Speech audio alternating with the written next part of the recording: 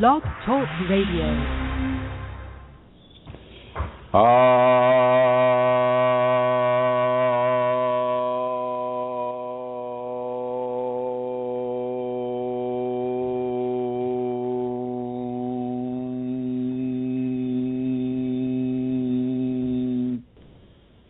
Hello everyone, this is Chrism and I'd like to welcome you to this edition of our weekly program, Conversations about Your Kundalini Awakening Experience.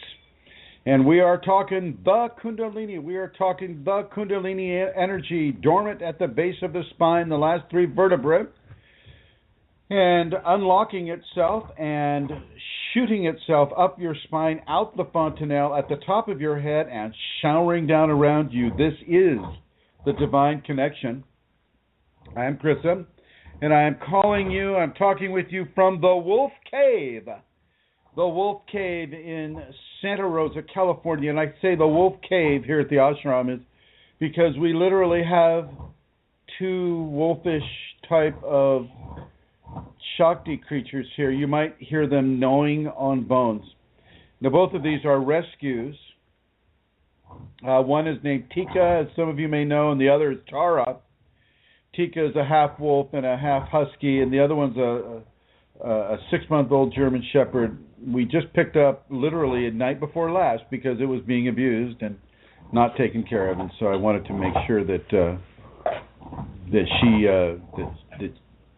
Shakti was honored by taking care of these creatures. So we are joined, and you might hear bone-gnawing sounds in the background, and nothing unusual. I mean, since I offer bone-jarring information, so I just want you to know what the background noise is, and very, very, very beautiful creatures, very, very, very loving, very attentive, very much wanting to serve, very much like a Kunalini awakening individual. How cool is that? How cool is that? All right. Beginning the show, I'm going to talk about parity a little bit here.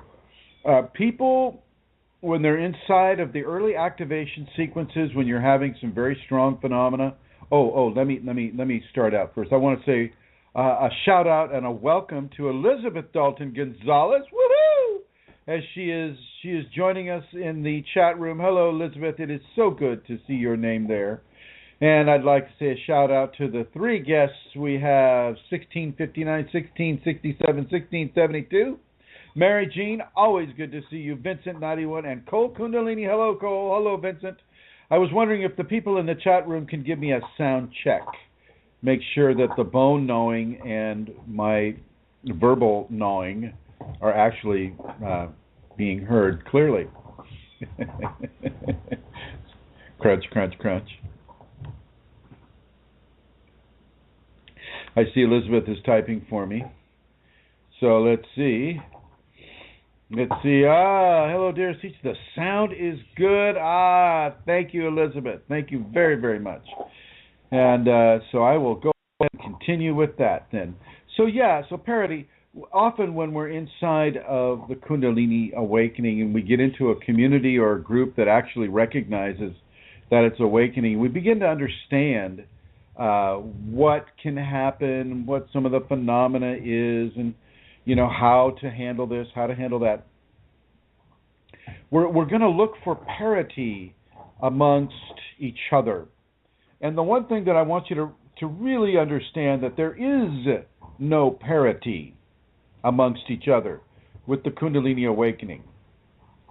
We've all come into this process with a completely different set of karma. Okay, we've all had to meet very, very, very different suites of karma that allowed us to come to the Kundalini awakening in the first place. And so that karmic differentiation and also the level of time that a person has had with this. So one person will have had 5 minutes with it, and the other person will have 5 years. Well, the person with 5 years is going to have a lot more experience than the person with 5 minutes. And yet that person with 5 minutes is going to want to have some sort of a parity for reference issues with a person that's been awakened for 5 years. And so this is something that I really want to kind of chat about today with regards to comparing, to competing, and for parity. Parity does not exist within the Kundalini awakening format. That is a way of comparing yourself or competing yourself or desiring something upon yourself that either, say, ups the energy or in some way gives a person a similar phenomena such as Kriyas. You know, we all want to have the Kriyas in the same way so that we can go, oh, I'm having Kriyas and I'm having them just like Elizabeth Dalton Gonzalez or just like Cole or just like Mary Jean. You know, and I want my Kriyas to be just like Santara. Or just, you know, instead of accepting what is occurring as a natural action and as a unique and natural, beautiful expression of the divine upon your body, often the person will want to compare it to somebody else or to have it like somebody else. And I just want you to know that Kundalini, even though we're in a community that has 10,400 people plus other communities, Kundalini awakening itself is fairly uncommon in the populations. It is not a common scenario. It is a scenario that really is unique amongst the major levels of the population. So I want you to understand that. I want you to realize that, and I want you to realize that there is literally no possibility for parity. And by parity, I mean, having the exact same thing that Mary Jean is having, or the exact same thing that Cole Kunalini is having, or the exact same thing that Eileen Laurel or Rosemary or anybody that is on the on our program that we know about would be having. And so it's very interesting for me to observe that when I come into a person that's newly awakened to the Kundalini or newly activated, they want to have that parity. They want to reach out and go, well, how come they're having this and I'm not? And I'm going to say it right now. It's because they're having their process and you're having yours, and they're not going to be the same. Recently, oh, I see. Hey, oh, I see. You can chew on that. Recently, we did Kundalini at the Castle by the grace and the gift of Elizabeth Dalton Gonzalez, and this was a very good seminar. I really enjoyed going up into the Olympic Peninsula, Washington State, United States. Very, very beautiful state. Very, very beautiful area where Elizabeth and her husband live. And when we collected the people that were there at the seminar, there were some people that were going into Kriyas right then and there.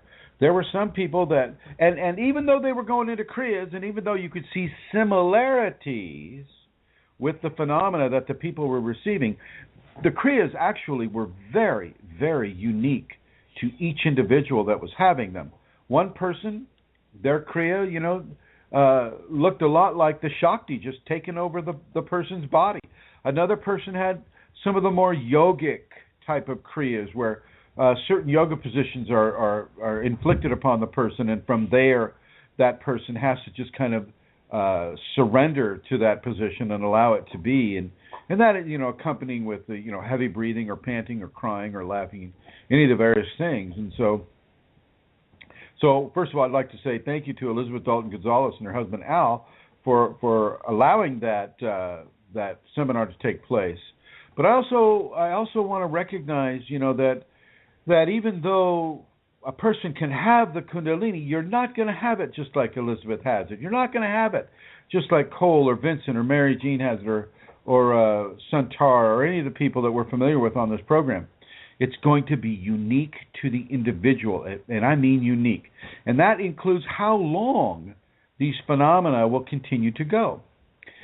You'll have a typical run time for, say, Kriyas would be anywhere from 6 weeks to 6 months. But I also have associates who've been having Kriyas for 5 years, and I'm talking electrical Kriyas, I'm talking gut punching Kriyas for over 5 years, and I've come in contact with another person who's been having Kriyas for 8 years. If you resist the Kriyas, if you resist some of the phenomena that the Kundalini is bringing to the body to assist in the divine change, the divine transformation, if you keep trying to resist the Kriyas, you can make that platform last longer.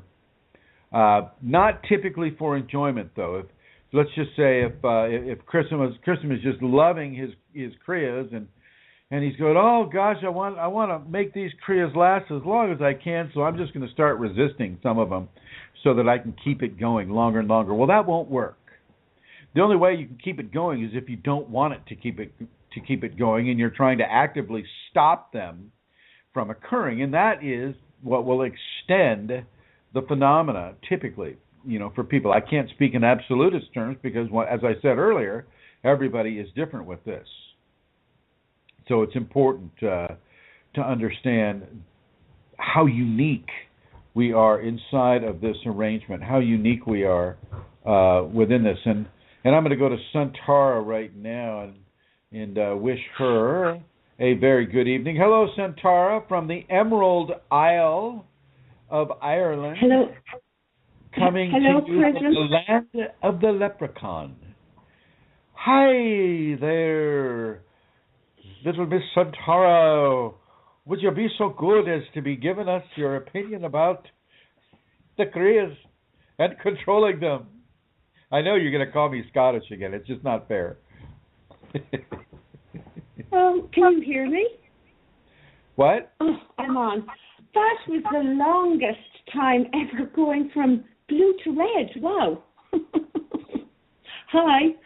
Hi. I want to say hello to Elizabeth because I know Elizabeth normally works on a Wednesday and she has today off. So it's great to know she's there live. And so hi, Elizabeth. She is alive. I agree. Yeah. I'd much rather have Elizabeth alive. Yes. But typically she hears us in the archives. So, so I just wanted to say that.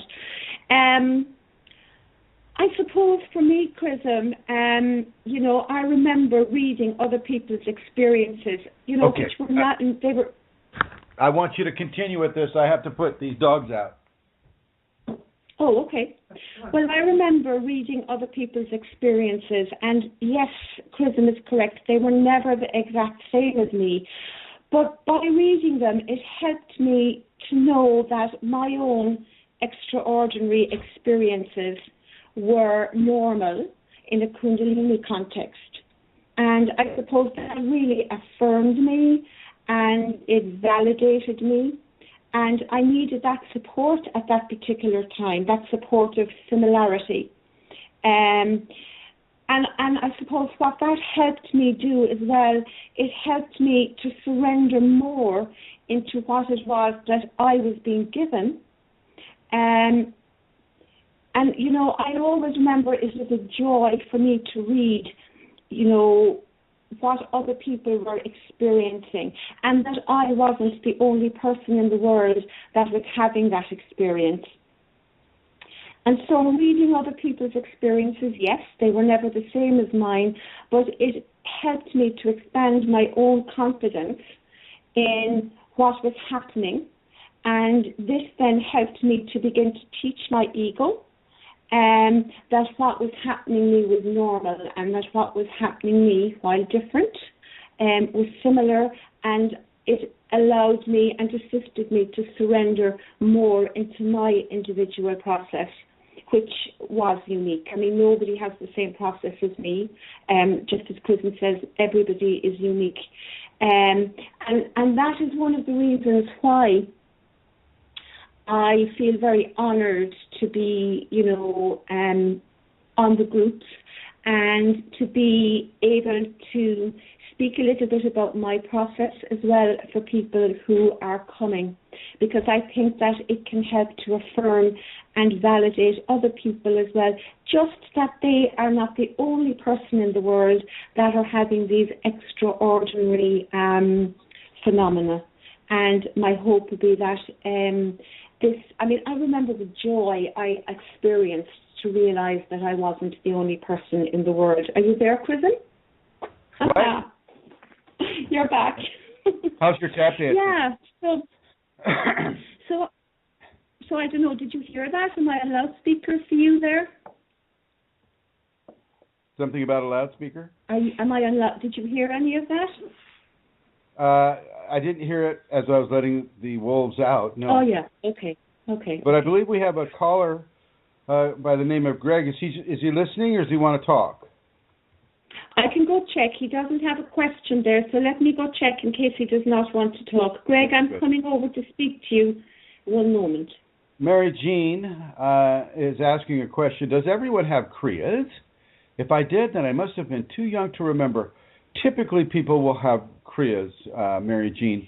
They'll have emotional Kriyas, which means extremely wide mood swings, from jubilation to depression, as the Kundalini comes in and expands the levels of emotion that a person can have, and it's basically preparing the emotional body to carry a much greater energetic load.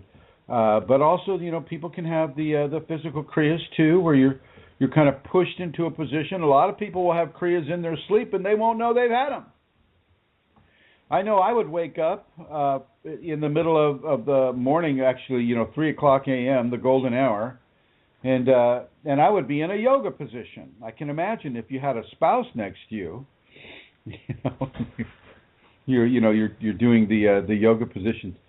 The wolves want to come back, but we're not going to let them in. You're going to hear some scratching on the door here. They'll quiet down eventually. Anyway, so yeah, parity.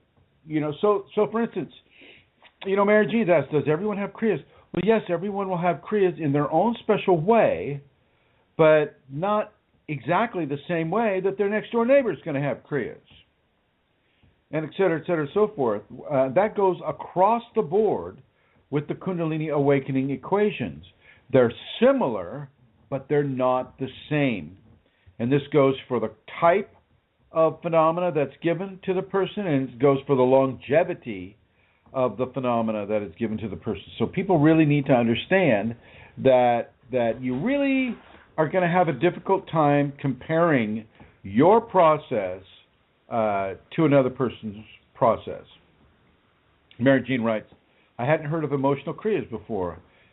I could have sworn I've mentioned it here on this program before, but emotional Kriyas, you have the 5 bodies of human expression. And so one body is the emotional body, then you have the mental body, then you have, of course, the physical body, you have the psychological body, which we equate with the ego body, and then we have the spiritual body.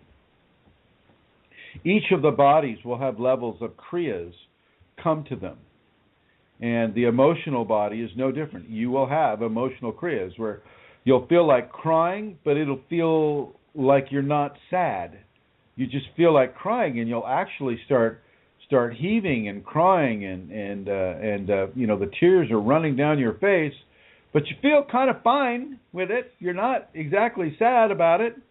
And that is a Kriya. That is a Kriya that the Kundalini is using for the emotional body expansion, an expansion of the spectrum that the emotional body can experience, because the Kundalini will increase that spectrum. And Mary Jean continues, most people, when they speak of Kriyas, they're speaking of the physical Kriyas. And so you'll have those emotional Kriyas, you'll have mental Kriyas. Mental Kriyas are where one day you'll be extremely sharp. There's nothing that you don't know. The next day you couldn't figure out what a dime is as you hold it between your fingers. You'll be going, what's this shiny piece of metal? Okay, and so you go from extreme mental clarity and mental intelligence, extremely elevated IQ, to extremely decreased IQ, to very dull and very, very slow and type of a scenario. And this is, once again, this is broadening the spectrum of human response that the Kundalini is doing. It's to prepare the person for the load of energy that is trickling and and sometimes coming in like a flood, but it's coming in and it's changing the body, and it's changing the way the body acclimates itself within higher energetic loads. And I know it sounds a lot like I'm talking about electricity, but I'm not. Kundalini is about as far from electricity as seawater is from dandelion wine. Not that I've had dandelion wine, but anyway. So it's very, very, very strong, and it's very, very different, and yet there are qualities that make it the same. Just like seawater and dandelion wine, well, they're both fluids, they're both liquids, okay? And they have the attributes of liquids. They're just composed of completely different attributes. And so, with the karmic differentiation that we have, and with the time that we've had the Kundalini active or awakened within us, that also is going to differentiate us from each other. Since Elizabeth is here, I'm going to use Elizabeth as an example. And if you go into Elizabeth's house, her beautiful home that she shares with Al and her daughter, on the wall she has this tremendously huge spider picture. You still have that there, Elizabeth? I'll wait for you to answer. I'll read your answer on the air if you like.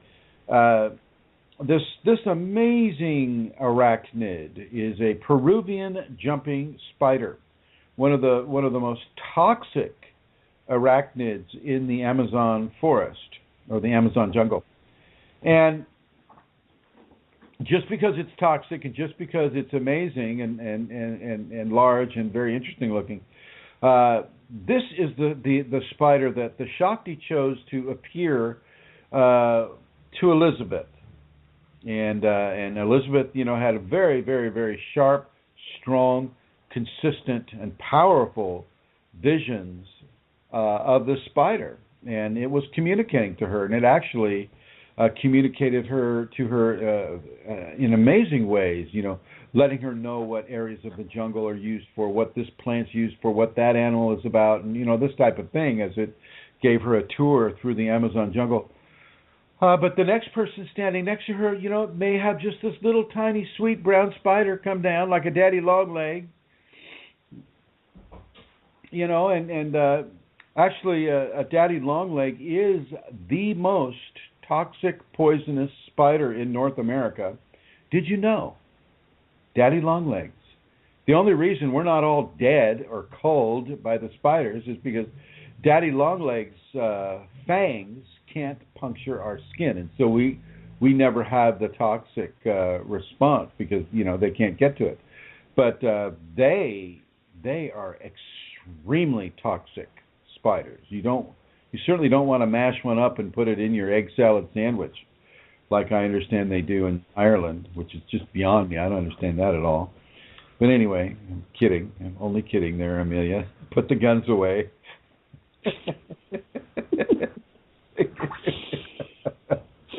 Have a pint on me. All right. And so, someone would get a little spider and somebody gets a really, really big spider. The Kundalini gauges how the person can handle even seeing a vision of a spider that nobody else can see. That's about as seeing an entity that nobody else can see, but is sitting there, taking its head off, setting its head on the table, turning its head so that its eyes are looking at you as you're eating your lunch at a restaurant. I mean, it can be that weird. And so once again, we have similarities. One person gets an enormous spider, another person gets a little tiny spider. We have similarity, but we do not have parity. And I want you to really, really, really begin to distance yourself from trying to compare yourself to the general population who is not activated and not awakening. It's very important that you do that, because if you don't do that, you're going to be constantly in levels of expectation that are going to be unfulfilled. The guy that is president of the bank that you do your business with is not having Kundalini, and he doesn't really want to. He likes his life just the way he has it. Another person, would be, an insurance salesman. He may not like his life as he is, but he doesn't know what to do to make it any better. Okay? Neither of these examples have the Kundalini awakened within them, and therefore you cannot expect them to have any kind of a reference point for Kundalini. But the reverse is also true. You can't. They can't expect you to act like them either, but they don't know about the Kundalini, and so they just think you're acting strange. It's very, very, very much on the Kundalini person to begin to modulate and to make arrangements to have the phenomena in and around the general public in ways that do not frighten the general public, because the first thing they're going to do is throw you into the psych ward or jail or whatever, because they're afraid. They're afraid of something that they cannot explain. They're afraid of someone who looks like they may be having a seizure, or they may be having some sort of a personality disorder, et cetera, and so forth. And so it's very important for people to take that into consideration when they're considering the whole idea of parity and the whole idea of comparing themselves to the general public. Pre-Kundalini, you will never, ever, ever, ever, ever go back to the life that you had pre-Kundalini. Not going to happen. Once Kundalini is up, it's up, and its signature is all over your body, inside and out. It's changing you, it's manipulating you, it's guiding you, it's controlling your thoughts, it's controlling your emotions. It has its way with the individual simply because this is natural to us. Kundalini is as natural as it gets. Kundalini is as natural as it gets. It's more natural than the shoes on your feet. This is something that is if you're going to compare the Kundalini, its presence within your body, well, you may as well start looking at, well, why do I have a femur? Why do I have pelvic bones? Why do I have a cranium? Why do I have eyes? Why do I have a tongue or intestines or muscles? Kundalini is that way with us. It is who we are. And Mary Jean is asking, do we ever get to a balanced state and stay there permanently? Yes, you do. Yes, you do. And the permanency of it really is located within your surrender to the Kundalini within you. How do you surrender to it? What areas of your life do you give it total, complete authority? And if you were asking me that, well, hey, Chrism, what area of my life should I give the Kundalini total and complete authority? And I'm going to say every area of your life you give Kundalini total and complete authority. There is no area that isn't given that authority to the Kundalini. Okay? And, people will surrender. They'll surrender many, many times, as Mary Jean is writing, and you just have to keep that going. That surrender becomes a permanently expressed quality. It's always there. You're never unsurrendering. You're never saying, oh, well, Kundalini, I'm drawing this line in the sand. You can't do this while I'm doing that. What you can do with the Kundalini, because it is smart, it is intelligent, it is self-aware, is you can say, oh, Kundalini in me, I have this really important business meeting. I cannot have Kriyas. I cannot have a sexual orgasm. I cannot have spastic Kriyas on my face.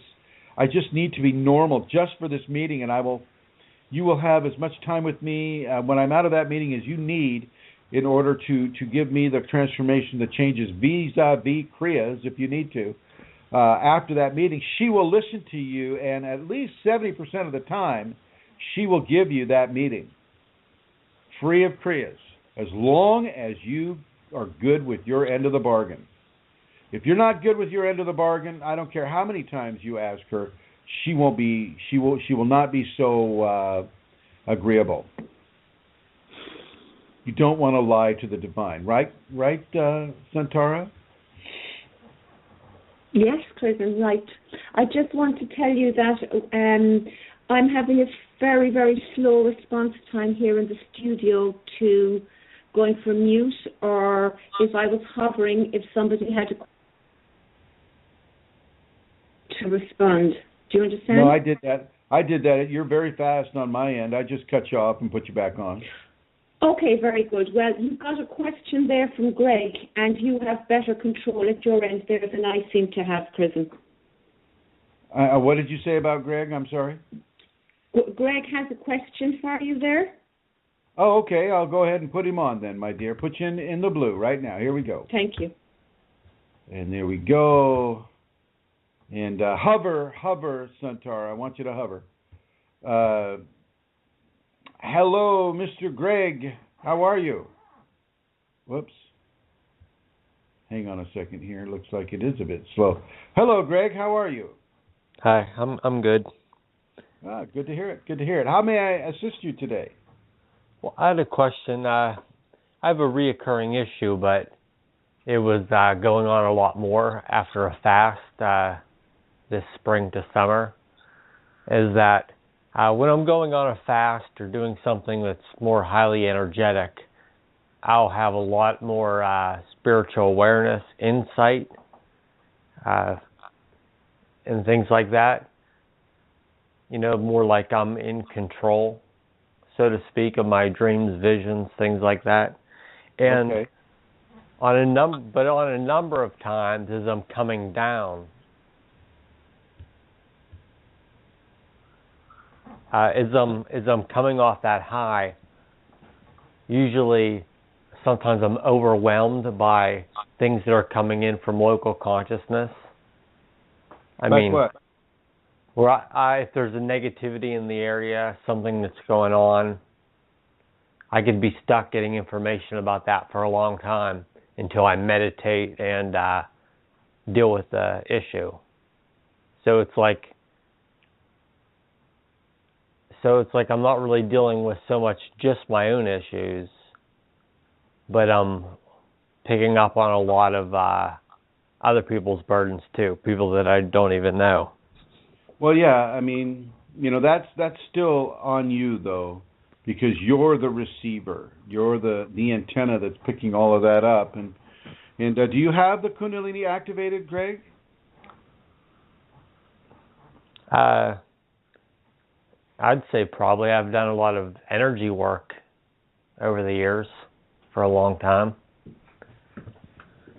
I don't know if I haven't specifically studied what's called Kundalini, but What I have you think been they're studying? What have you studied, Greg? more like spiritual gifts, energy work, Tell me what the spiritual gifts are and what the energy work is. meditation. Well, originally I started off in more like the charismatic church, and Okay. since then I've been involved with prayers, meditation. I mean, I've went through a lot of energetic manifestations that when I hear people describe some of the Kundalini work I've been involved with, like crunches, you can just feel different energies. So I don't know if it's exactly the same, but Can you go into a little more detail? well, I remember one time I was at a prayer meeting and I was having a lot of spontaneous crunches that I would say, What's you know, a crunch? like sit-ups. Oh. You know, okay. I was, you know, but I mean, I've had lots of different types of activations and a lot of my own, a lot from maybe some group meditations online where the energy, you could really feel the energy flowing. Okay. Okay. Well, we'll just make the assumption then that you have Kundalini in a somewhat of an activated state. What would your question be around that? Well, I think the struggle has been really going deep inside myself. Sometimes it seems like when, I guess, your mind, emotional body kind of follow what you're picking up on as far as, you know, events, I guess, the psychic aspect of it.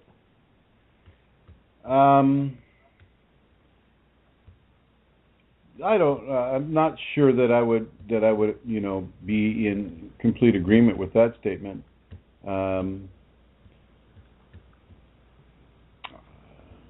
You don't necessarily you're not necessarily choiceless when it comes on who you know. want to focus on. It has a lot to do with when I'm more in a depressed state. Okay. Or, things like that. But like I said, whenever I'm highly energetic, things are great. Mm-hmm. It's just, so what will happen is... When you're moving your energy, things are good. And when you're stagnating your energy, things aren't so good. Exactly. Well, usually what will happen... Yeah, sorry. Go ahead.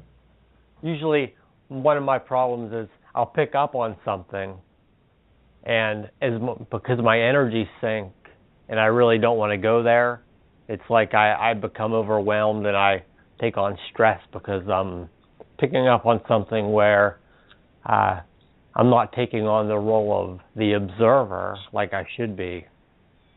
I should be able to detach and observe. And,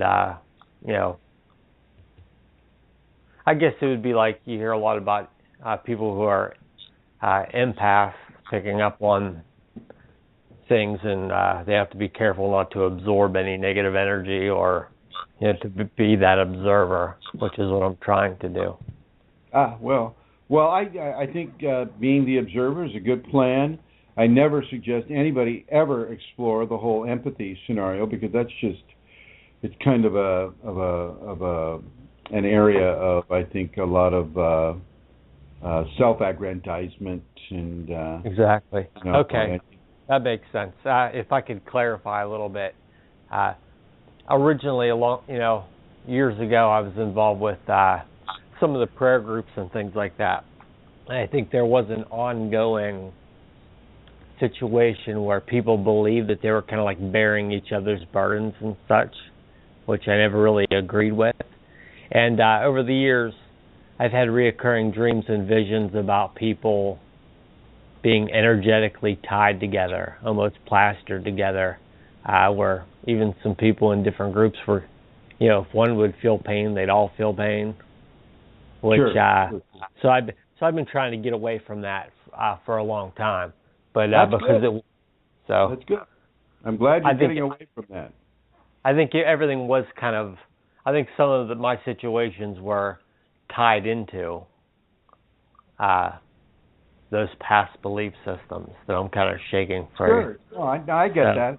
I get that, yeah. Greg. The one thing that I'd really strongly suggest to you is to explore the idea of filtration, so that you're not necessarily participating in other people's energetic difficulties. You don't need that, and people tend to want to they want to be part of the herd. They have that herd mentality, certainly within belief systems. And if you're all of the same belief system, well, therefore we're all right and everybody else is wrong. I mean, this is just some of them, not all of them. And they would tie in to each other their feelings and their ailments and their many of the different activities. You don't need to have that interaction with people in order to be effective in helping them or assisting them. Matter of fact, for anybody that's doing the Kundalini infused therapeutic touch, I ask people to make separations from each person that they give that healing to, so that you're not constantly connected to that person. You release and you allow the Kundalini to do its work, and you move on to the next scenario. But yeah, I would really support you getting away from those types of belief systems, Greg, and I would really strongly guide you towards a specific website, Kundalini Awakening Systems, #1.com. So KundaliniAwakeningSystems1.com.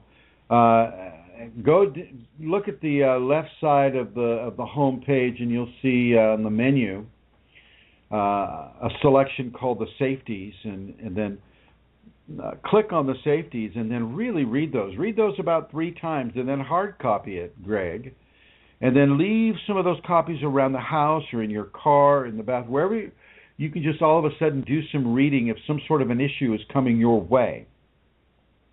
Now, because you're so energetically sensitive, the practice of the safeties, a morning and evening practice, this has a way of pulling the Kundalini into a greater level of expression within you. So just be advised about that, okay?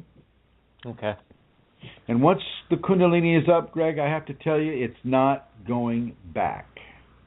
Once it's up, once the light is on, the light stays on. You won't have a choice about that. Do you understand? That's good. I'm looking to get away from the ups and the downs, and hold my energy better. No, you'll get ups and downs.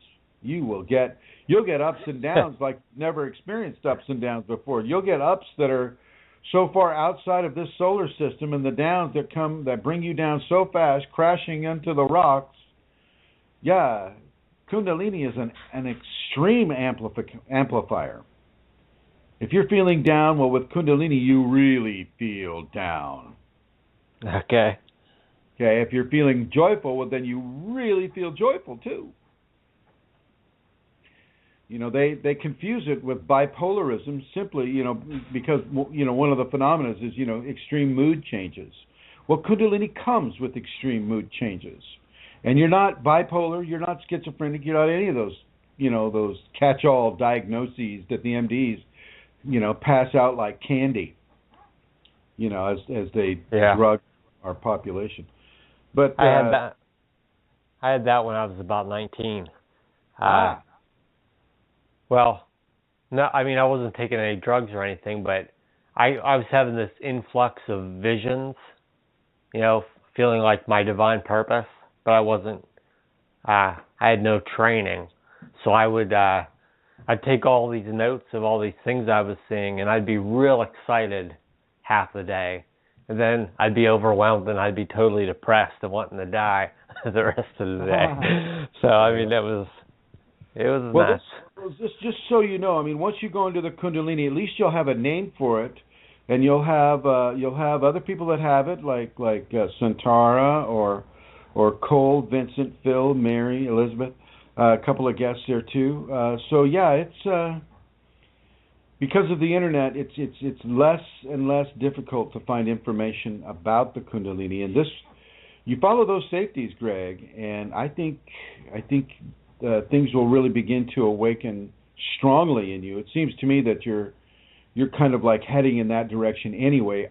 Why else would you even be listening to this information, right? Yeah, exactly. Yeah, thank you. I want to say congratulations and nicely done, and I feel that you're being well guided by that force within yourself. And now just practice those safeties every single day.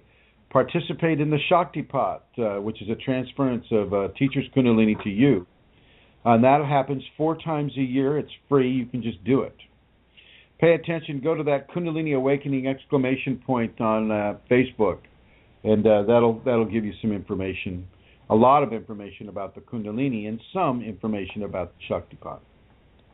Okay. Thank you. It's been helpful. You're welcome, my friend. Thank you for listening. And moving back up to bring on Santara. There you are. Are you still being really slow today, Amelia? Can you hear me? What? Can you hear me? I can't think of anything witty to say. Yes, I can. Yeah, well, you see, the thing is, on my screen here, I'm still in the blue. And on my screen, Greg is red, so it's just not... Oh, my God, yes, I'm okay. so slow, so... Yeah. Okay. All right, well, I'm just going to continue, my dear. You go ahead and listen, all right? Yeah, okay, just let me know if you're bringing me on. Am I to stay red? I'll put you in the blue here. Okay. There we go. And she is in the Shiva blue. So I want you to know that anybody that's calling in, feel free to ask a question. You can call in the guest call-in number, and the guest call-in number is New York area code 347-934-0026. That's 347-934-0026. Feel free to call in with a question pertaining to Kundalini, and we'll be happy to ask you, see if there's any more callers standing by.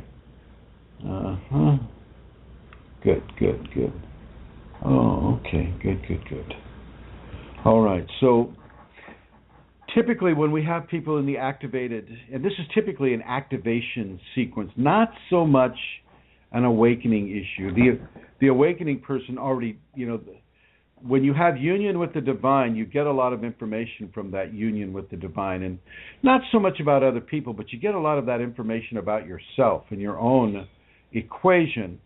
And so people that are awakened or in the awakening situation don't really compare themselves to the person next door, because they've been given very specialized information that allows them to accept who they are and how they are becoming who they are vis-a-vis the Kundalini. In the activated sequence, however, which is the refinement stage where we're purging our negativities, we're balancing our karma. We're doing a lot of the hard in your head physical body work to bring the body into an expression where it can have and hold Kundalini safely. Well, within that context, you'll have people often trying to compare themselves to each other. And it often, kind of, people being competitive in school, and I don't know about the culture throughout the whole world, but I know in the American culture, very, very competitive. At school, if you don't win, well, then you've lost, and if you've lost, well, then you're a loser, right?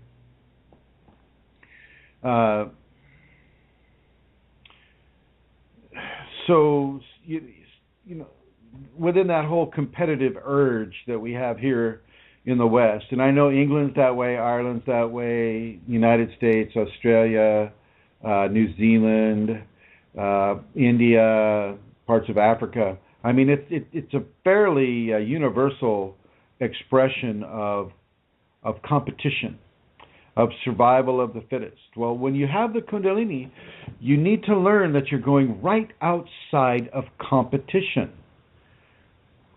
Kundalini doesn't need to compete with itself. Therefore, you do not need to compete with another person that has the Kundalini, because your karmic sequence is so completely different. There's no comparison. There's no comparison. And there never was. The competition comes from the ego. It's a manifestation of ego that is accentuated by its acceptability within the culture, and in this case, the Western culture. Is very, very, very supportive of competition in the marketplace, competition in sports, competition in fashion, competition all over the place. And here, you're having the Kundalini, and the Kundalini saying, okay, no more competition. You don't need to compete anymore. You don't need to compete for that job, because the Kundalini is not a job, it's a condition. It's an intelligent, conscious condition of divinity upon the flesh body. It does not need to compete with itself and somebody else. Kundalini knows you. It knows your karma. It knows where you are in the balancing of your karma. It knows what you need to do. It also knows that you are not in the same boat as the person standing next to you, because you have completely different karma. That phone will stop momentarily here. My apologies for it. So yeah, you don't need to compete at all. And yet people find themselves doing that. Oh, Mary Jean had a certain kind of Kriya and I didn't. And oh my gosh, Master Chrism, how come I didn't get the same Kriyas that Mary Jean got? How come I don't have the same kind of bliss that Kundalini has? Why don't I get to see Peruvian jumping spiders like Elizabeth Dalton Gonzalez does?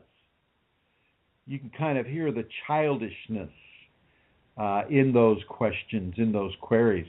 And that is what it is, too. That is our little ego, or in some cases our big ego, coming out and asking questions of the Kundalini for parity.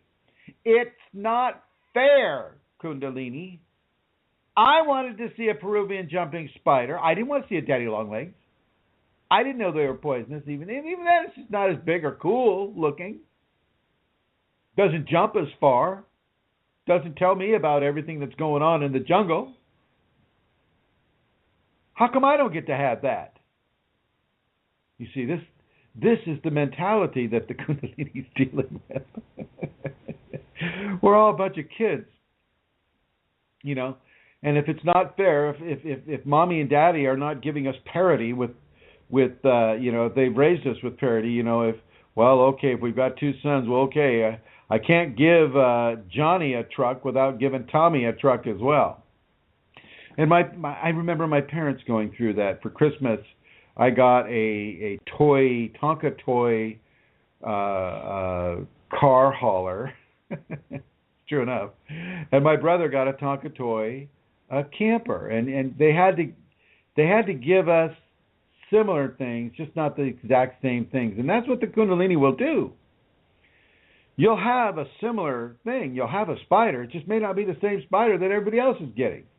Well, actually, nobody will get the same spider, typically. You know, there will be some sort of a permutation. The number of spiders, the size of the spider, does the spider talk? Does it land? You know, is it sitting on top of your head? Do you see it when you're dreaming? And do you see them in waking visions?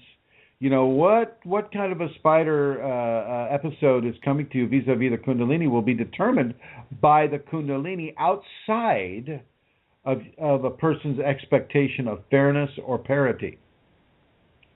Not going to happen. And this is teaching you not to compare and not to compete. You do not compete within the Kundalini awakening or activation equation. You just don't compete. You accept what the gifts that are being given to you are, and you begin to balance yourself within those gifts. And the person right next to you will be going, "Oh my gosh, I'm having out-of-body experiences, and I've had this giant spider, and it lifted me onto its back, and we were in the canopy forest of the Congo jungle in Africa, and I fell, and it shot a spider web, and it saved me from falling to the ground, and a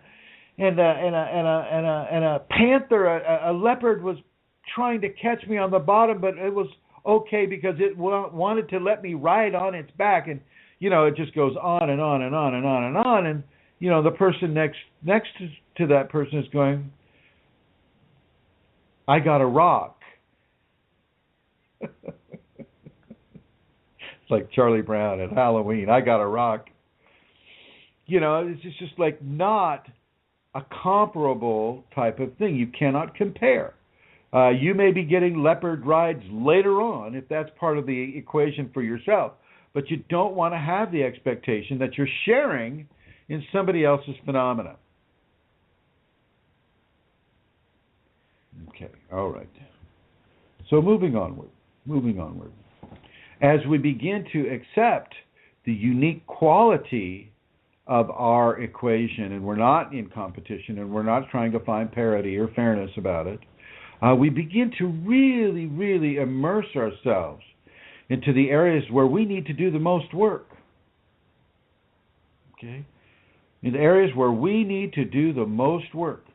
And typically, in the activated stage, that is everything and anything that you can do aside from taking drugs or, you know, doing things like that, that can begin to refine your equation closer and closer and closer to a spinal sweep moment, a moment where the Kundalini completely unlocks itself from the base of your spine, opens every single chakra along your spine, and fountains itself out of the top of your head. That is a spinal sweep. And it looks like I think Vincent asked something, or no, it was Phil asked something about a spinal sweep. So, Phil, if you have a question about the spinal sweep, feel free to ask it. I'll be more than happy to address that question. Now I'm gonna segue a little bit over here, and so part of your equation may be having entities. Entities, for those who aren't familiar with it, are consciousness without a flesh body. An entity could be a ghost. It can be a spirit. It can be, any of the positive or negatives that you have represented in your whatever your culture is. These entities are real. They just exist outside of the five senses of human expression and discernment. And so, but you can feel them. They can communicate with you, and when you have the Kundalini, you can communicate with them. And I'm going to suggest that you don't. However, some of you may have already initiated that communication, which initiates a contract of communication between yourself and that entity. And that entity or group of entities may be trying to take you over, to take over your body, and to basically operate you as a finger puppet. And they'll lie. That the entities will lie. They'll say, "Oh, I am God, and thou shalt do what I say." And you're going to look at that and maybe hopefully go, "Oh, maybe not," and continue to explore your equation. But the entities can be persistent, and they can start yelling at you or screaming at you or shouting at you or cussing at you. And that's something that, for within the idea of parity, first of all, it doesn't come to everybody. It comes to about 60% of the activators / awakeners. This can happen anytime during the activation, anytime after the spinal sweep. This is one of the challenges that you'll have to face when you're in the early awakening expression and anywhere along the line of the activation sequence. You don't talk to the spirits. And this is really hard for people like Reiki people. It's like, "Oh, healing masters of the universe, let me give this person a healing." It's just like, "Oh, please." That just basically gave any and all entities in that area permission to plug into that person's hands and jump into the sick person who really can't afford to have that kind of a negative intrusion into their healing environment. But it happens, and it only happens because of ignorance, not because of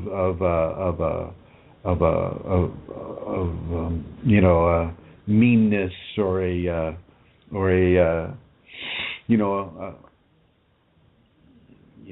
You get what I'm saying. I think, oh, okay, all right. Okay, so with regards to that, you want to be very, very careful now. The entities are a stage, just like the Kriyas are a stage. You come into the entity stage, you don't talk to them.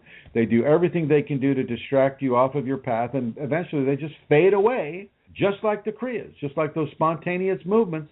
Came in, dominated your awareness, dominated your physical body, your emotional body, your mental body, your spiritual body, your ego body, and just faded away after a certain amount of time. Well, so will the entity phase just fade away after a certain amount of time. You just want to give it the time to do that, and don't buy into any of the opportunities to have yourself distracted off of the path. Okay.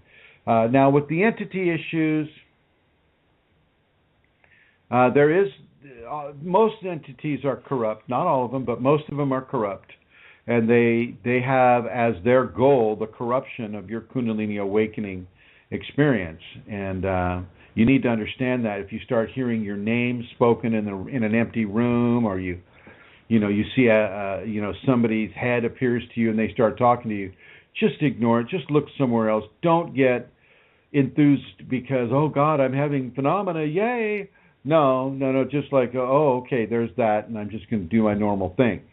Okay, you keep yourself balanced. You keep yourself safe and sane. When you don't buy into the distractive qualities of specific phenomena, such as entities. Entities have a completely different agenda for most folks, and so it's important for people to remember to understand that. If you have any questions about this or any other question pertaining to your Kundalini awakening experience, please feel free to call area code 347-934-0026, and I'm going to cruise on down, make sure we don't have any callers here. Good. All right, good. Excellent. Coming on over to Centaura.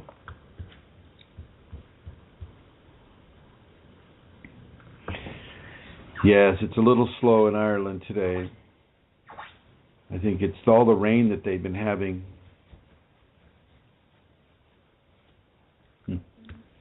Dead air? Okay. Yeah, you're hearing me now, yeah?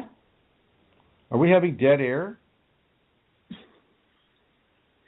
Can you hear me? Yes, I can hear you. Hey, anybody in the chat room, are you hearing the show okay? Elizabeth, can you write? Mary Jean, can you write? Cole, can you write? Somebody give us some feedback. Somebody logged in and saying we're having dead air. Dead air? Yeah, that's a radio term for no sound, Amelia.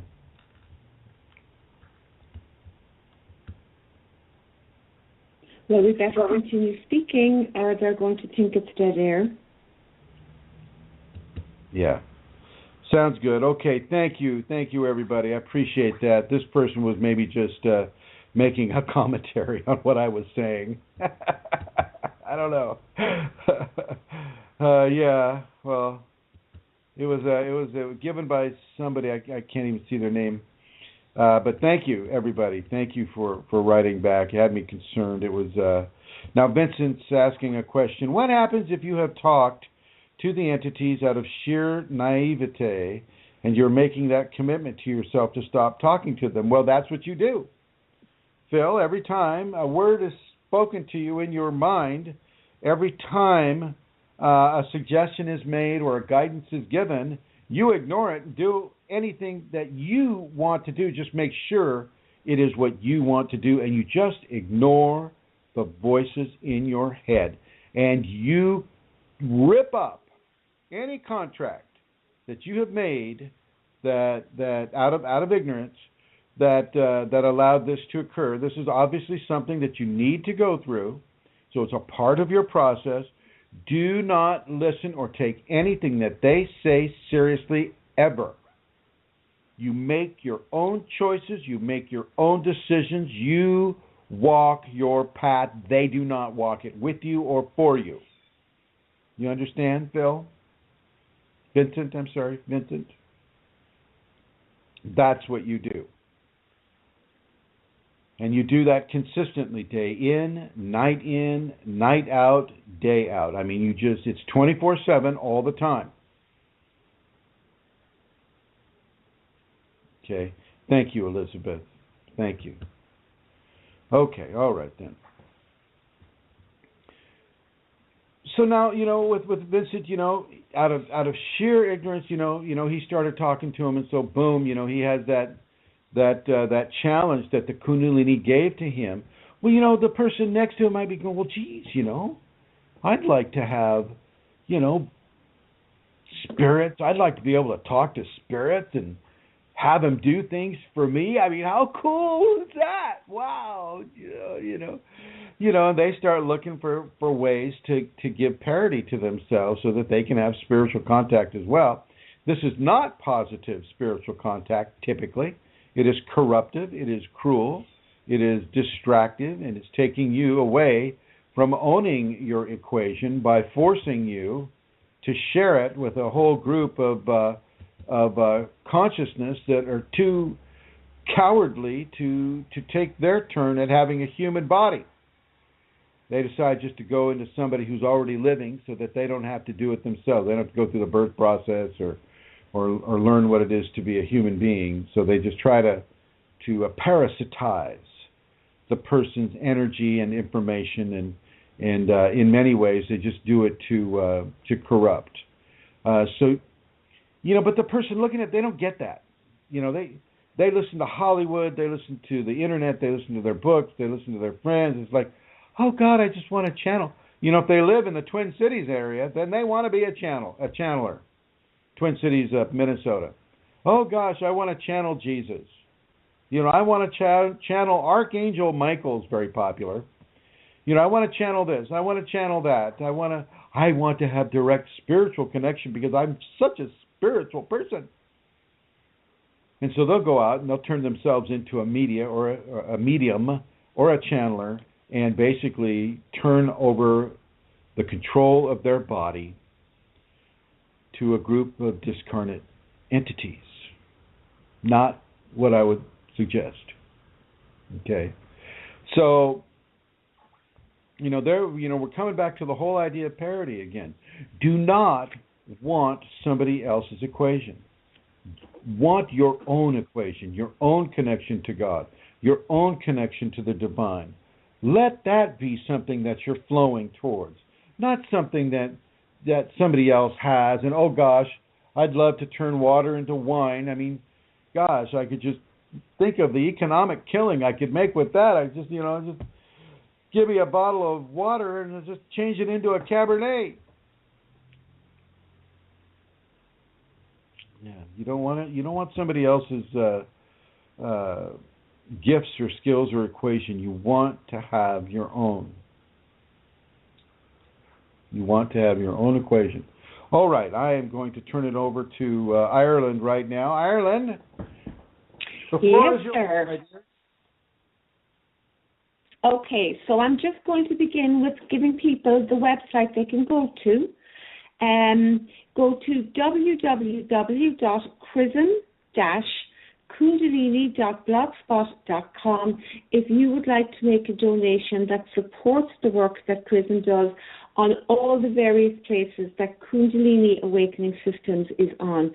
That would be Yahoo, it would be Facebook here, lots and lots of different places.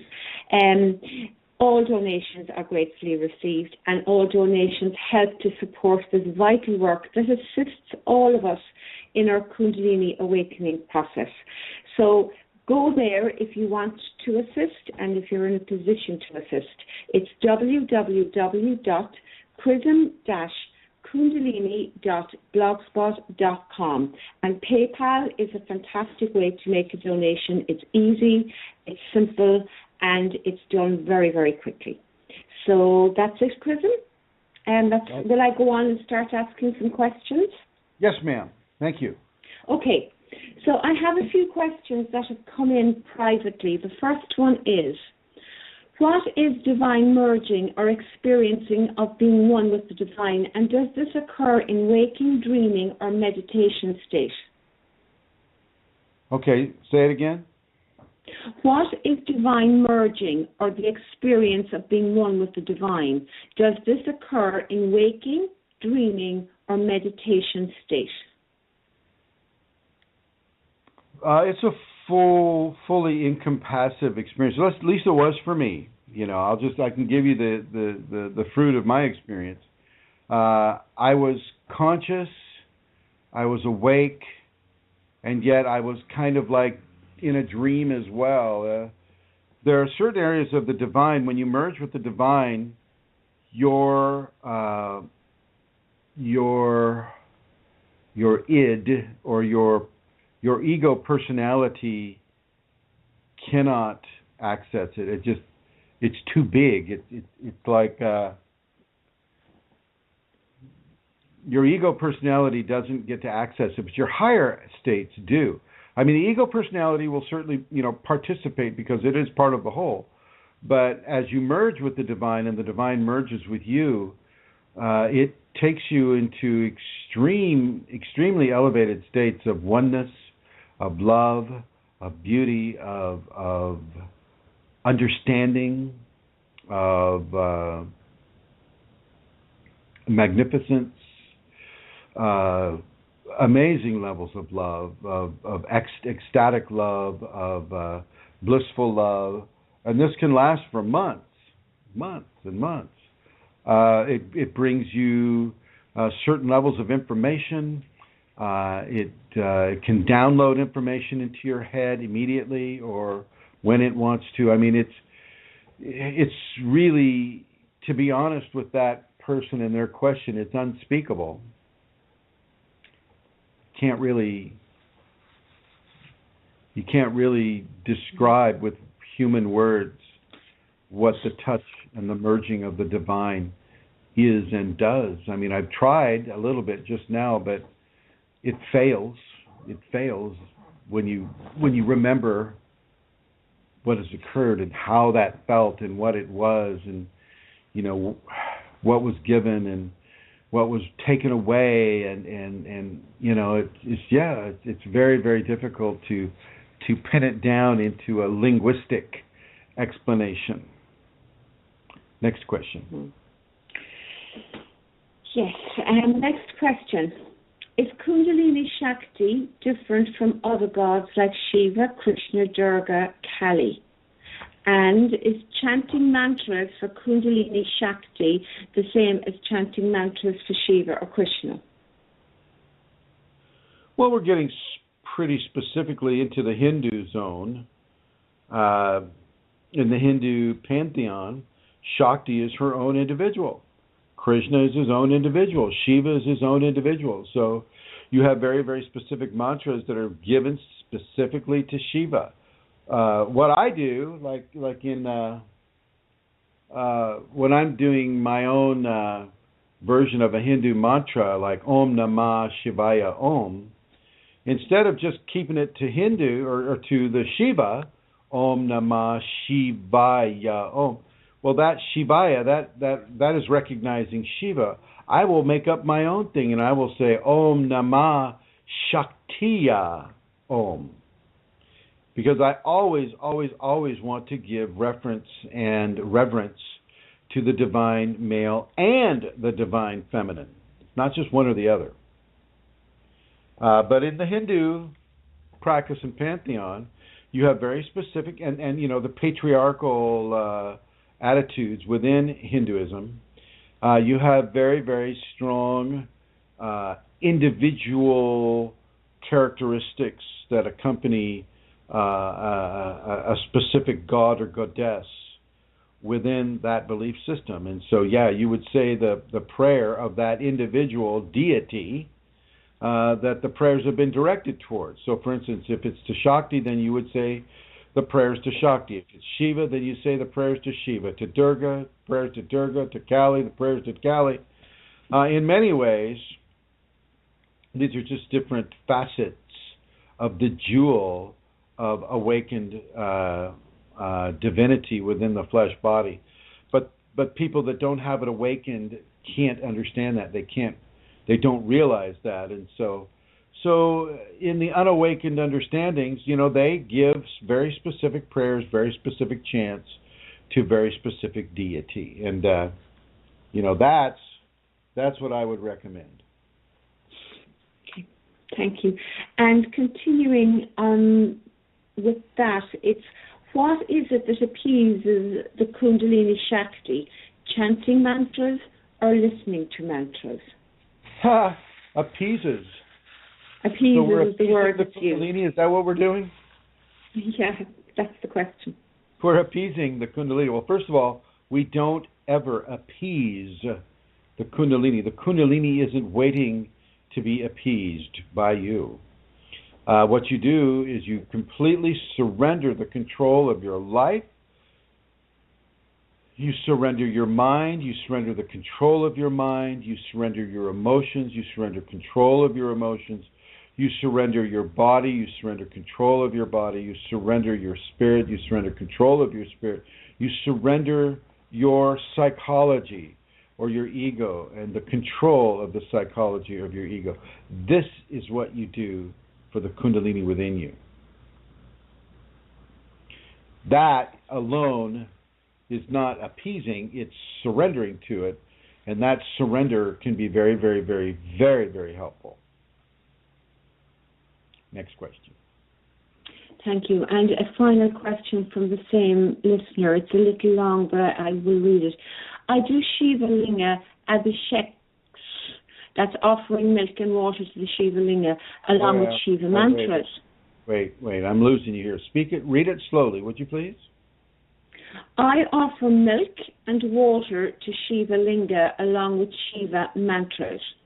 Once I was sick and out of energy and I wasn't enjoying the ritual. So I heard in a sort of dream, and it's quoted, I did not ask you to do so. Read a book instead. In return, I responded, I do it for myself. Was my response ego-driven? Did I ignore the guidance? And should I continue to do this? I feel positive and I get much guidance during that period. Is it the cause of mantras I chant? Well, looking at that,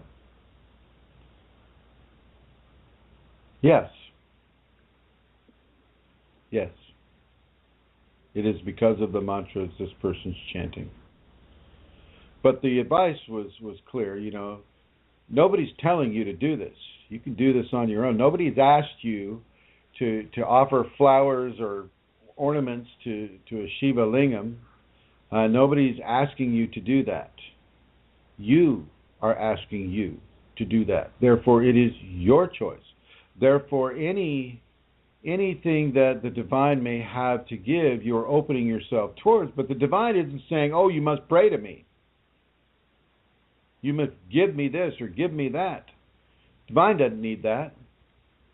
Within a Kundalini context, the only thing that divine really wants is everything that you are. Your life, your mind, your emotions, your body, your psychology, your spirit, everything. And that's no small task either. That's a hard thing to do, to give up to a discarnate consciousness that you can feel within you and communicates with you within you, but you can't see it on the outside of you unless it wants to appear, and it does sometimes. It'll appear as a spider, as a snake, as a wolf, or a praying mantis, or a dragonfly, or a wasp, or a bee, or even a human, a young female human. If we're talking about Shakti, she'll appear in front of you to be about 12 or 13 years old, typically in some sort of a flowing purplish type of dress, and she'll be dancing. Or an older woman dressed all in red. Or a man dressed all in blue with long hair. Okay. So the divine can appear to you, but it's not a guarantee that the divine is going to appear to you at all. The guarantee, though, is that as you practice the safeties and as you move into this area, you will get some level of phenomena. It may be big, it may be small, but it will be there. And the one thing you don't want to do is forget it. Typically, we'll forget the phenomena, and it's we'll become the kind of person that's, well, what have you done for me lately type of attitude. You may get a great whole list of different phenomena, but you're not remembering it, and you're not applying it, and you're not appreciating, you're not having gratitude for it. You're just forgetting it and asking for more, kind of like the baby bird swallows the insect mama just put into it, but opens that mouth right up again, waiting for the next bite. Well, you're not a baby bird. I got news for you, newsflash. You're not a baby bird. And the divine is inside you already, so there's nothing to put inside you. Over. Next question, my dear. Thank you. This is from the group. Is there such a thing as chakra implants? Can people actually attach to your chakra, such as your sacral, and feed off it, or is this a thought form or belief system? Yeah, people can try to use any forms of like witchcraft or paganism or things of that nature to try to suck your vitality away from you, and depending on the mindset and the personality of the person that's being targeted, yes, that can work.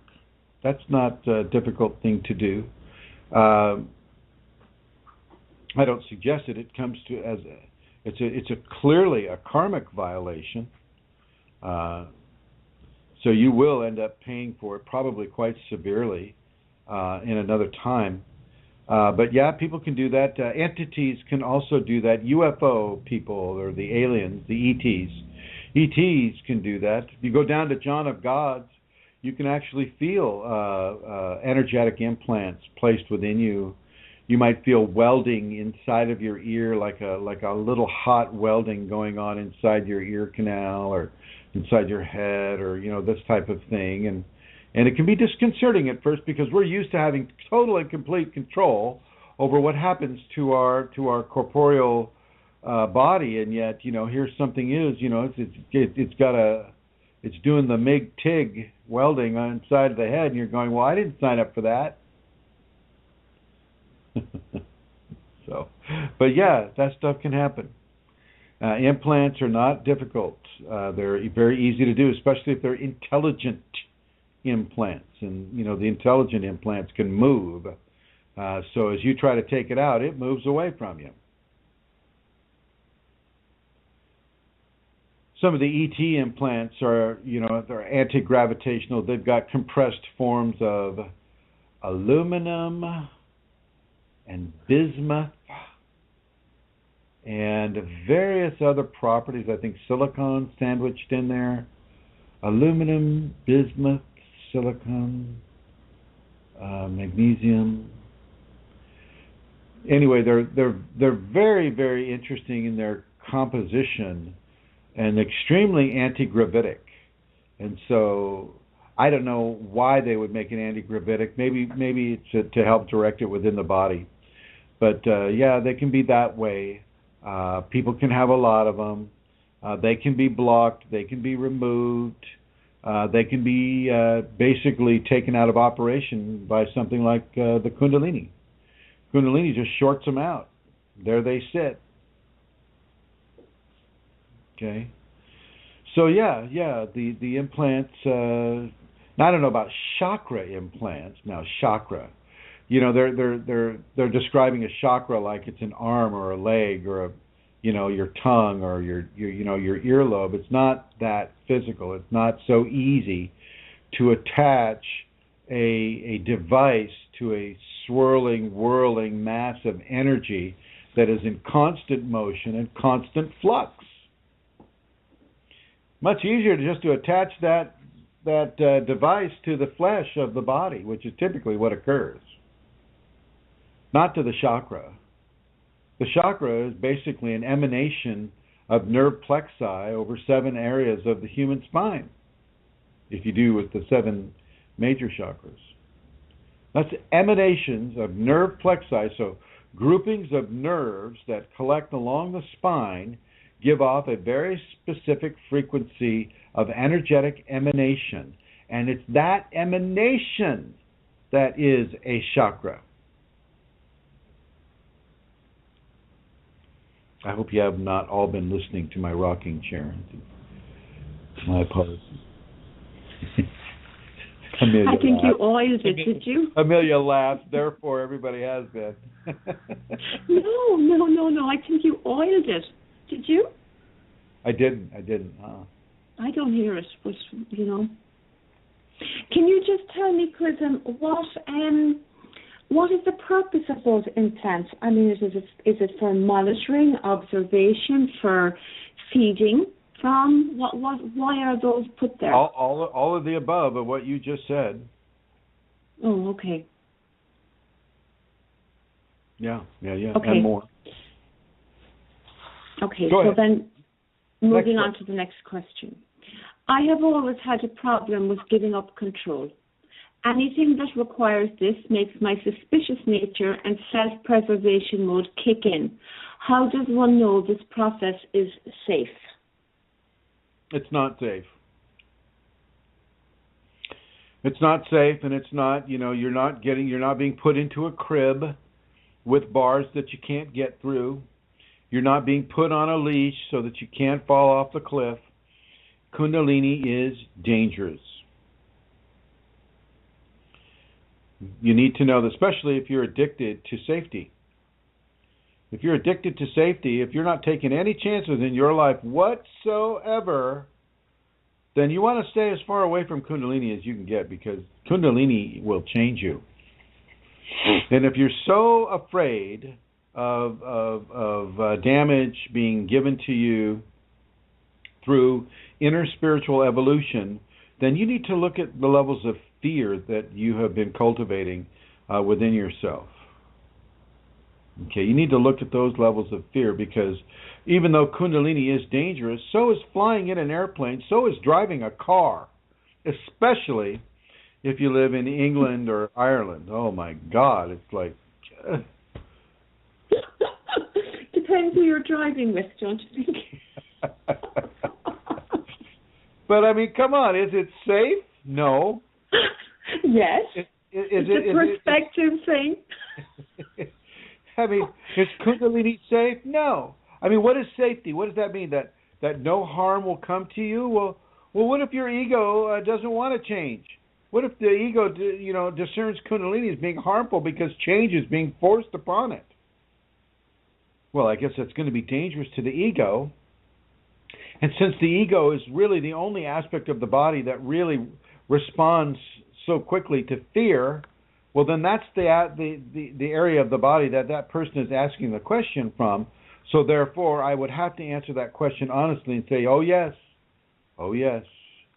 Kundalini can be dangerous to the egotistical structures of any egotistic individual. Okay. Next question, my dear. Okay, thank you. Now, this question was removed, but I'm going to ask it anyway from the group. How long will the halo energy last? And the how halo? often should... Halo, the halo? Yeah. Yeah. The halo. And how often what? How long will it last? And then how often should I align the chakras? I'm sorry. Did I laugh? I know. I'm asking though because it comes up. So. All right. Well, let's just go straight to the entertaining part, the aligning the chakras part. Well, if I were you, and if you like to align the chakras, then I would align the chakras 20 times every hour. Really get good at it.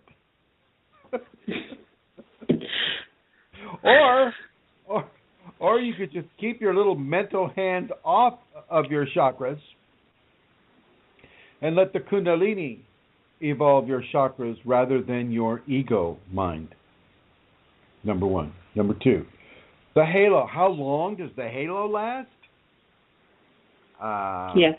How long does the person's body last? How long does Kundalini last? Let's ask those questions. The Kundalini will outlive the rocks on this earth. The Kundalini is the divine signature of that which created this earth. How old is God? Why don't you just ask that question? How old is God, Santara? How long is a piece of string? I don't know. So I mean, the halo will last as long as Kundalini lasts. It's a very concentrated aspect of Kundalini coming from the seventh chakra. That's one of the most powerful areas on the human body within a Kundalini awakening. How long does that last? Very, very long time. It lasts. It actually goes outside of time. It goes outside of time. It is non-temporal. And so as that person dies and their body turns to dust or gets burned or whatever, still those dust particles will have Kundalini signatures upon them. This is where a lot of the holy people in the last 2,000 or 3,000 years, well, when they died, the people that did not have the Kundalini would go after the bones of that individual. They'd go after a hand or a leg bone or some sort of the skull. And even to this day, you see these bodily remains being passed around town, and called something different. They call it, what do they call it, Amelia, the Catholics? What do they call that? They're called relics. Relics. Yeah. So they have these relics that they're passing around town, and basically they're the bones, we hope, of somebody who was a saint or a very, very holy person, and the people want to be in the proximity of that energy, and some part of them knows that person's energy is still vital and aware and alive within the corporeal construct that is still being represented through that relic. So that relic does indeed have power. If that saint actually had the Kundalini, then the Kundalini is still upon those relics. And that might give some validation to the whole, relic-y community that really enjoys that type of thing. Did I answer that question or not? Yes, I think you did, Chrism. Thank you. All right, great. The next one is about a dream, which I'm going to read out. It's not too long. I'm beginning. I must express this. It is too far out. This night I went to sleep and I had a dream when I was in an environment like my childhood. I can't explain everything, but I saw a driver who was on fire. He had an accident or something. There was like a portal machine and I went through, but I was like barefoot, and then I went home to find shoes, and then I was like somehow late. The thing is, I woke up in the middle of the night feeling psychotic. My chakras were melting and I felt bubbles in my spine and the back. I was in that liquid state. My mind was racing and I thought I will end up in this state forever, damaged somehow. In this state, I went back to sleep, and in the morning I felt normal again, and I said, oh, thank you, God. Now the questions, is this normal for Kundalini? Is this like healing an old trauma? And I slept with my crystal. Maybe that is a problem. I don't know. So once again, we're looking in the whole comparative competition discernment angle. What is normal? What is normal? Is it normal to have such and such a thing happen as compared to another thing happen? Is that normal? And are we going for normalcy because we want to calm our fears? Our fears about what grace has given us? So those are the questions. Those are the first questions you want to ask yourself when you have that kind of experience. Oh my God, is it normal? Is it am I normal? Am I normal? Okay. As far as the person's experience goes, the bubbles in the spine, that's good. That's a good indication. And some of the other things that they experience as far as barefoot goes. Typically, though, when a person relates a dream, they're not allowed to leave things out. Okay? Especially if it's a Kundalini dream. You don't get to, edit the Kundalini communication to you. Oh, I had a dream, but I'm not going to tell them about that sexual part of it. I'm just going to skip over that. And I'm going to say, oh, yeah, this and that happened, but, leaving something crucial out. You don't get to leave things out of these dreams. And so people really need to understand that. If you want a Kundalini dream interpretation, tell the dream in its entirety. If it's not something that you want to, have read on the air, then do it as a private message or something like that. But don't leave things out, because if you leave things out, the answer that you're getting is there's information that's being left out. Is it normal? I would say it's normal for that individual. Over. Okay.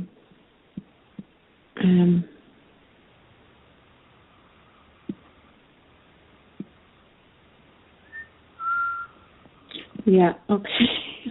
I'm wondering if that is. Sorry, cousin. Are you like sleeping? You're sleeping, aren't you?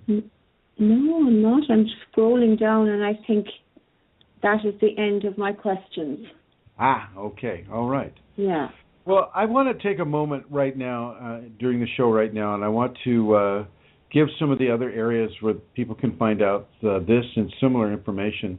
On YouTube, the channel is chrism.kundalini, Kundalini. Chrism is spelled Chrism as in Mary. So chrism.kundalini on YouTube. You can go to Kundalini Awakening Systems 1.com, or you can go to Kundalini Awakening Systems 1.uk.com. So we have a United Kingdom site now, and that's thanks to Peter, and I want to just do a shout out for him.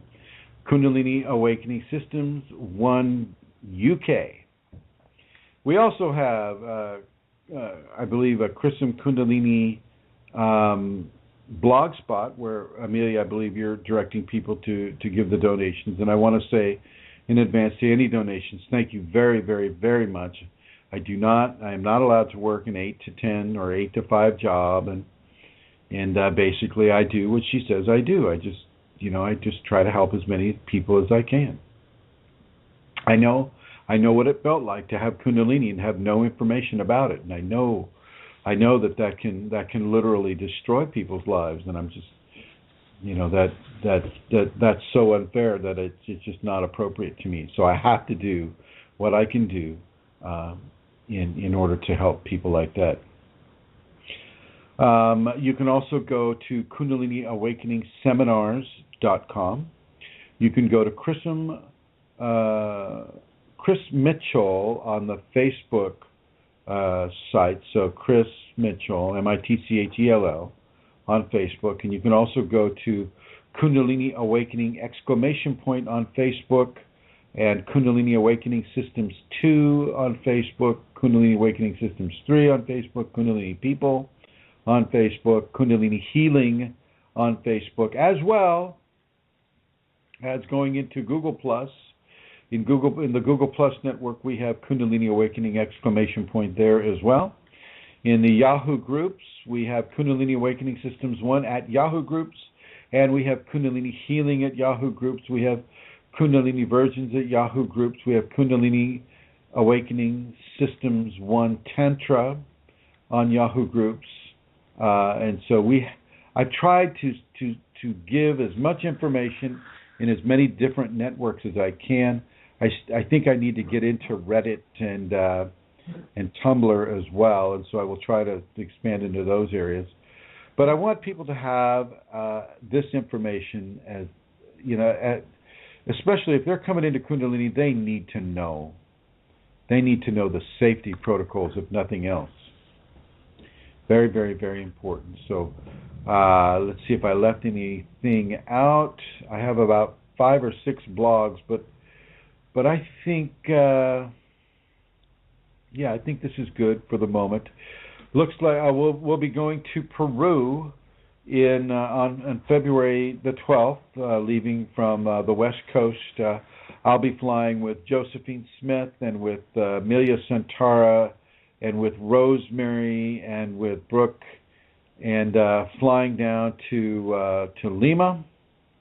There we will meet people coming in from Europe, people coming in from Canada, people coming in from various parts of the world, and we will be exploring the ayahuasca jungle tea and the Kundalini, and we'll be having sacred ceremonies in the area of Cusco, Peru, but I don't know the exact area.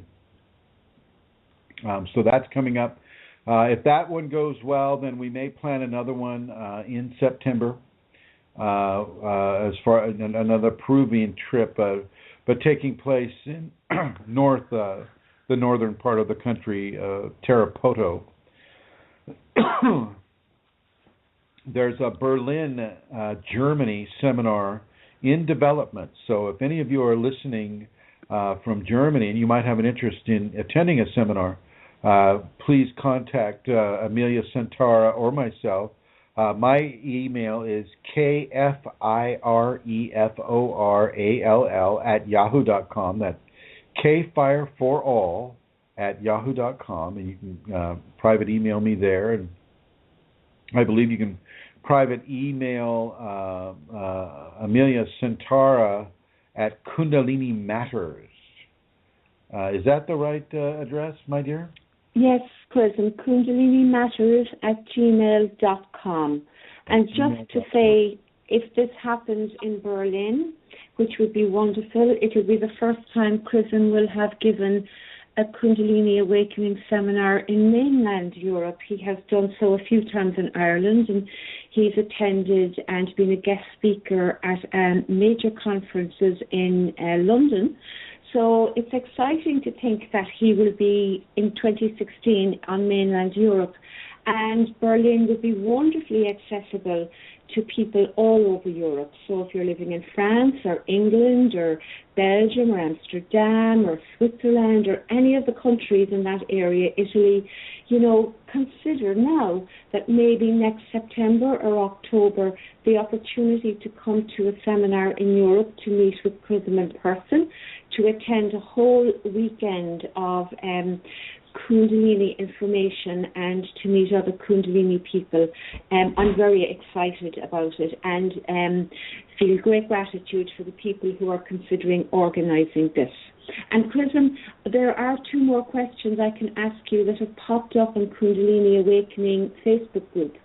So will I do that now? Yes. Okay, so they're from somebody who says, I want to know whether these things relate to Kundalini dreams or just normal dreams. Okay, one, seeing college or school teachers, not spiritual ones. Is this Kundalini? Seeing college or school teachers, not spiritual teachers, and seeing some repeated numbers like 11 in some way in my dreams. Seeing college teachers? Yeah, I think they're seeing ordinary teachers, not spiritual teachers in their dreams. I think if the person has Kundalini, then anything that they dream of is going to have a Kundalini signature on it. This person is going very, very.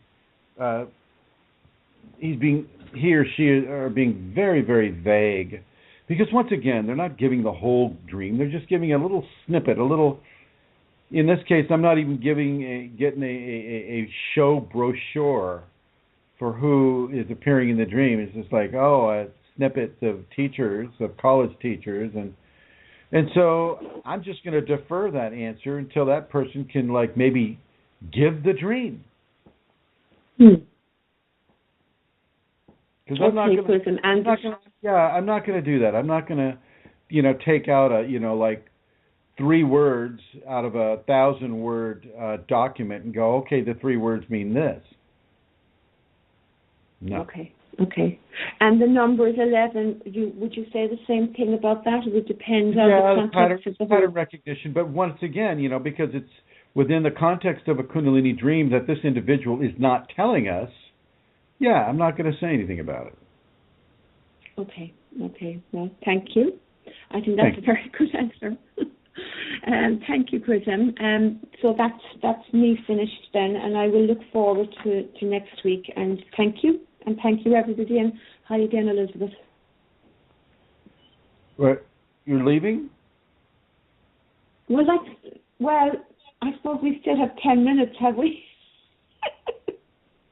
God. Pushing us out the door. I know it's late there. If you want to go, it's okay. You can go. No, that's not it at all. I apologize. Okay, shutting up. Well, I guess Amelia wants us to leave early, so we better. Oh, yeah. Oh.